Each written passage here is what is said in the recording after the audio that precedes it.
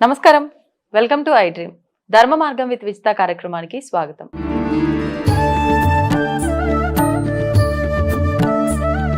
ప్రస్తుతం మనతో పాటు ఉన్నారు ప్రముఖ జ్యోతిష్య వాస్తు పండితులు బ్రహ్మశ్రీ అన్నవరపు తిరుపతి మూర్తి అవధాని గారు. ఇప్పుడు గురుగారితో మాట్లాడి మరిన్ని విషయాలు తెలుసుకుందాం. నమస్కారం గురుగారు. పరమేశ్వరార్పణం. గురుగారు, మే 16వ తారీఖున అమావాస్య, అదే రోజున శని జయంతి కూడా ఉంది. మరి శని జయంతి అనగానే ప్రతి ఒక్కరికి గుర్తొచ్చేది శనీశ్వరుడి వల్ల చాలా రకాల ఇబ్బందులు మేము పడుతున్నాము. ఏలినాటి శని అని, అష్టమ శని అని, అర్ధాష్టమ శని అని చెప్పి ఆ పీరియడ్ వాళ్ళ జాతకంలో నడుస్తుంది అన్నప్పుడు పడే ఇబ్బందులు చాలా ఘోరంగా ఉంటాయి. మరి అటువంటి వాళ్ళు ఈ రోజున ఏ రకంగా ఉపయోగించుకోవచ్చు? ఈ బాధల నుంచి విముక్తి పొందాలి అనుకునే వాళ్ళకు ఏదైనా పరిహారం ఉంటే వివరించండి. తప్పకుండా.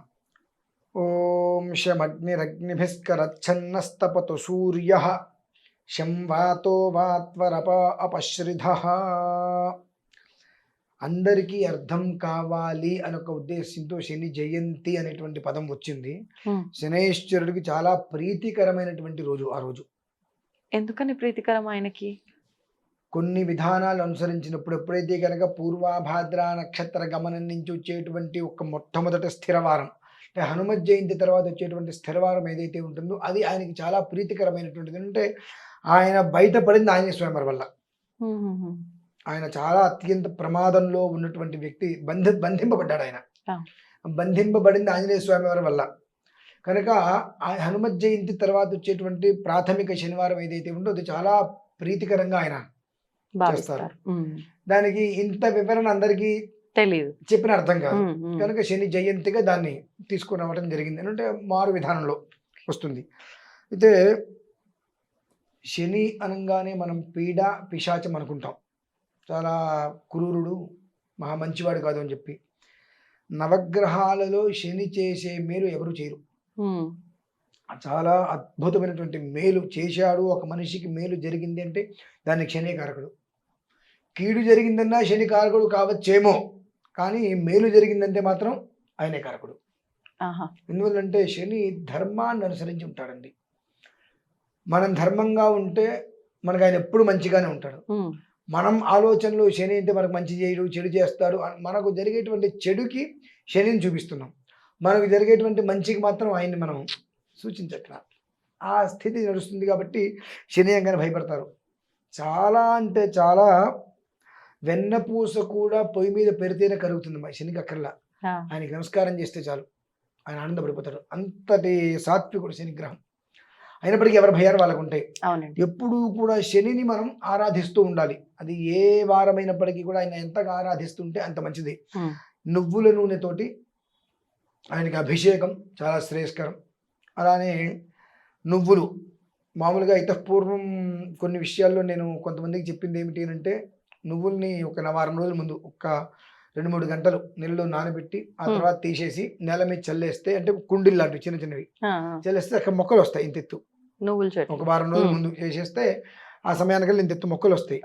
జాగ్రత్తగా ఆ మొక్కల్ని మొత్తం తీసి వేరు శుభ్రంగా తడిపి ఆ మొక్కల్ని స్వామివారికి ఇమ్మని చెప్పా.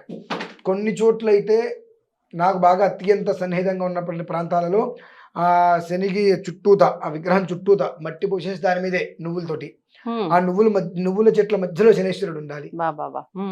ఎంత పచ్చగా మనం చూసామో అంత పచ్చటి జీవితం మనకి ఇస్తాడని చెప్పి అవి కొన్ని చోట్ల అవి చేయిస్తున్నాం. ఎంత సక్సెస్ఫుల్ గా వాళ్ళందరి లైఫ్లు నిలబడ్డాయో తెలుసు. ఇవి చేయడానికి మనిషికి శరీరం సహకరించడండి. ఒళ్ళు బద్ధకం అనేటువంటి వీటిలో వచ్చేస్తాయి. ఎందుకంటే మట్టి తీసుకెళ్ళాలి, దాని చుట్టూతా వేయాలి, 2 రోజులు నువ్వులు నానబెట్టి దాంట్లో చల్లాలి, మళ్ళీ పైన మట్టి వేయాలి, రోజు వెళ్ళి నీళ్లు చల్లుకుంటూ రావాలి, అది చూసుకుంటున్నాయి, ఇవన్నీ ఎవరు పెడతాలి అని చెప్పి నువ్వు 6 వంతులు కష్టపడితే 7వ వంతు ఆయన నీకు అన్ని ఇచ్చేస్తాడు. బ్యాలెన్స్ శేషం లేకుండా ఇచ్చేస్తాడు మొత్తం. కానీ మనం చేయట్లేదుగా. చేయకుండా మనకు అన్ని కావాలంటే ఎక్కడి నుంచి వస్తాయి. కాబట్టి ఈ కొన్ని విధానాలు.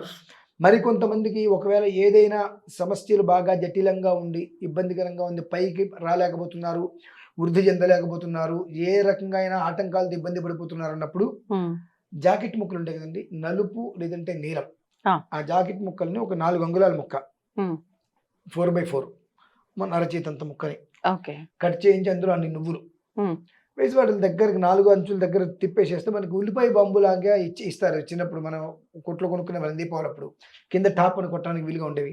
ఆ రకంగా వాటిని దారం చుట్టేసి తయారు చేసుకొని నువ్వుల నూనెలో ఒక 19 నానబెట్టేసుకొని అలాంటి మూటలు 19 చేయాలి. 19 మామూలుగా అయితే కనుక బాగా దోష ప్రభావం అంటే 19 బాగా విపరీతమైన దోషం ఉంది, మృత్యుప్రదంగా ఉంది అనుకుంటే ఈ నువ్వుల క్వాంటిటీ ఎన్ని? నార్మల్ గా కొన్ని అన్ని నువ్వులు ఒక స్పూన్ అన్ని ఇది 19 చేయాలి వాస్తవానికి అయితే. విపరీతమైన ధోరణిలో ఉంది అన్నప్పుడు, లేదు అన్నప్పుడు ఒక 19 తీసుకొని శుభ్రంగా మూట కట్టేసేసి ఒక దాంట్లో పెట్టేసేసి నువ్వులు నూనె పోసి నానబెట్టేయాలి. నానబెట్టేసిన తర్వాత చక్కగా ఒక మూకుడు అందులో ఒక వత్తి ఒకటి పెట్టి వెలిగించి ఆ వత్తి పట్టుకొని 19 ప్రదక్షిణాలు ఆ ప్రమిదతో సహా పట్టుకొని 19 ప్రదక్షిణాలు చేసే ప్రమిదని పక్కన పెట్టేసేయాలి. తర్వాత ఇంకొక దాంట్లో ఇంకొక వత్తి వెలిగించి మళ్ళీ 19 ప్రదక్షిణాలు తీసి అందులో వేసేయాలి. అలా 19 ప్రదక్షిణాలు. అన్ని జ్యోతులు వెలిగించట్లేదు, ప్రదక్షిణాలు అయినా చేస్తే. ఇప్పుడు కాదండి, ఇప్పుడు ప్రమిద మార్చాలి, దీపం మార్చాలి, ఇలా అదే నూనెలో ఒత్తి మార్చి మళ్ళీ వెలిగించమంటున్నారా? ఇప్పుడు ఇంత దాని నిండా పెట్టేస్తాం, 19 పెట్టేసి పక్కన పెట్టేస్తాం. అవును. ఇంకొక చిన్న ప్రమిద ఇంకొక మూగుడు తీసుకొని ఇందులోంచి ఒక వత్తి అందులో పెట్టి వెలిగిస్తాం. ముందు 19 సార్లు చేస్తాం, చేసి పక్కన పెట్టేస్తాం దాన్ని, అది కంప్లీట్ గా పక్కన పెట్టేసేసి ఇంకొక దాంట్లో ఇంకొకటి వెలిగించి 19 చేసి ఈ దీపాన్ని మాత్రమే అందులో పెడతాం. దీపాన్ని అందులో పెట్టి దీన్ని ఒకసారి తుడి చేసేసి మళ్ళీ అది తుడవకుండా చేస్తే ఎంగిలవుతుంది.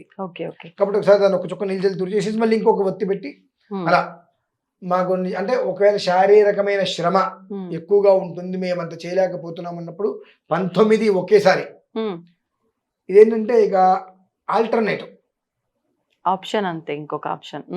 ఇది చేయకపోవటమే ఉత్తమం. ఎందువల్లంటే 19 ఒకేసారి వెలిగించి మీరు 19 ప్రదక్షిణాలు చేస్తే చేయకాల్సిందని కూడా అంటారు, మంట ఎక్కువ వస్తుంది కదండి. అవును. కాబట్టి అలా చేసుకొని ఆ స్వామివారి అనుగ్రహం తీసుకొని మనకు చిమ్మిలు ఉండరు, నల్ల నువ్వులు బెల్లము కలిపి దంచి రోట్లో కాకుండా అదే మిక్సీలో కాకుండా రోట్లో దంచి చిన్న చిన్న రౌండ్గా ఉండలు చేసి 19 ఆయనకి నివేదన పెట్టి నమస్కారం చేసుకోగలిగితే ఆ రోజు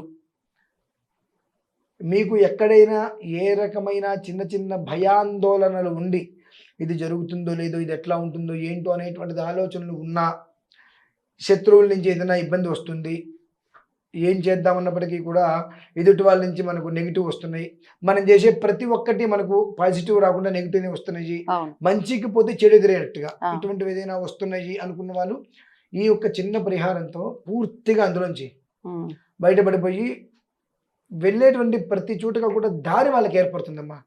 ఎలా అయితే కనుక శ్రీకృష్ణ పరమాత్మని వసుదేవుల వారు గారాకారం నుంచి తీసుకొని నది దారుతుంటే నది ఎలా అయితే దారి ఇచ్చిందో ఆ రకంగా వాళ్ళకి దారి ఏర్పడుతుంది.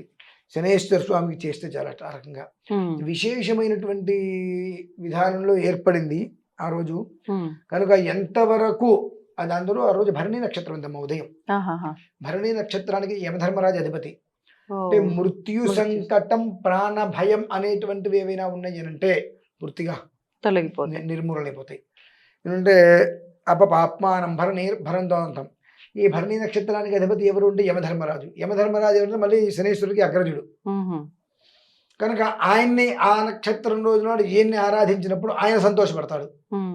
ఆయన సంతోషపడి మృత్యుప్రదమైన దోషం నుంచి వాళ్ళకి దూరం తీసుకొస్తాడు.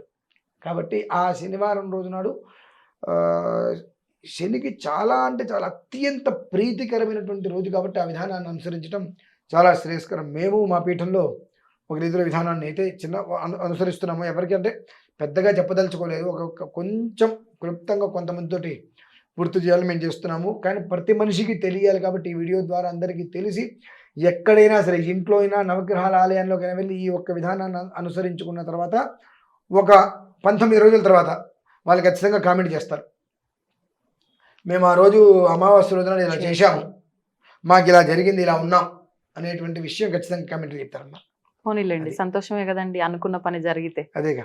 ధన్యవాదాలు గురువు గారు. పరమేశ్వర తవ్వండి, తవ్వుతూనే శివలింగం. సరే దాన్ని అట్లా కప్పేసేయండి, చూపించదండి.